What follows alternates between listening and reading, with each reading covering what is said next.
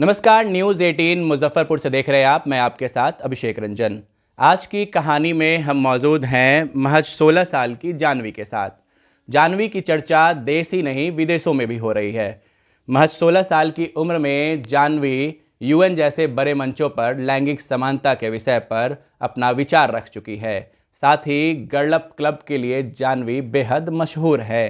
Periods और लैंगिक समानता जैसे जटिल विषय पर जानवी काम कर रही हैं और इनका मानना है कि आज की नारी पितृसत्तात्मक सत्ता पर आखिरी कील ठोकने के लिए पैदा ली है। ऐसे ही जानवी से हम जानते हैं कि ये शुरुआत कब से हुई। लैंगिक समानता के क्षेत्र में मेरी शुरुआत आज से 5 साल पहले हुई थी। कहते हैं ना कि हर किसी की लाइफ में एक ऐसा इंसिडेंट आता है जो उनकी लाइफ की पूरी रुख को ही बदल कर रख देता है। तो मैं एक हॉस्पिटल में गई थी और मेरे घर की ही कोई थी, उनको बेबी होने वाला था। तो क्योंकि मैं सिर्फ 11 साल की थी तो मुझे इस बात से कोई फ़र्क नहीं पड़ रहा था कि वो लड़का हो या लड़की हो। मुझे बस इस बात से मतलब था कि बच्चे क्या चाहते हैं कि चाहे कुछ भी हो तो मिठाइयाँ बटें, सेलिब्रेशंस हो, पार्टी हो। तो मैं बस यही एक्सपेक्ट कर रही थी। लेकिन जैसे ही अंदर से खबर आती है कि लड़की हुई है, बस इतनी सी ही बात पर वहाँ पर मौजूद सभी लोगों के चेहरे उतर गए, सभी लोग उदास हो गए।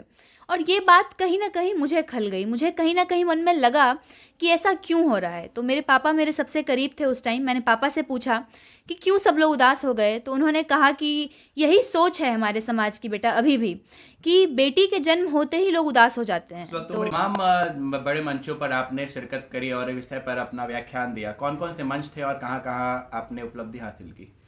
सबसे पहला जो मुझे अवार्ड मिला था वो यूनाइटेड नेशंस फाउंडेशन की तरफ से मिला था, जेंडर इक्वालिटी के फील्ड में ही।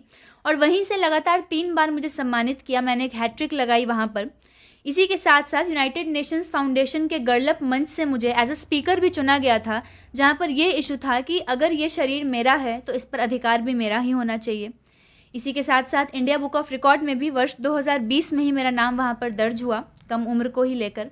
तौर पर बिहार के रूढ़िवादी समाज में मेंस्ट्रुएशंस और ऐसे विषयों पे लोग बात करने से बचते हैं। ऐसे में आप इस विषय पर मुखर आवाज लेकर के आगे आती हैं, तो क्या क्या चुनौतीपूर्ण ये रहता है? चुनौतीपूर्ण तो काफ़ी रहा है, क्योंकि बिहार से आकर और इन सब इश्यूज़ के बारे में बात करना, जहाँ पर एक लड़की अगर पीरियड्स बोल भी दे 4 लोगों के सामने तो लोग उसे एक ऐसी दृष्टि से देखते हैं जैसे पता नहीं उसने क्या अपराध कर दिया हो। तो चैलेंजिंग तो काफ़ी रहा था। शुरू में मेरे मन में भी कहीं ना कहीं एक झिझक थी कि क्या ये सोसाइटी मुझे एक्सेप्ट करेगी, मैं ऐसी बातें अगर करूँगी तो फिर क्या रिएक्शन आएगा।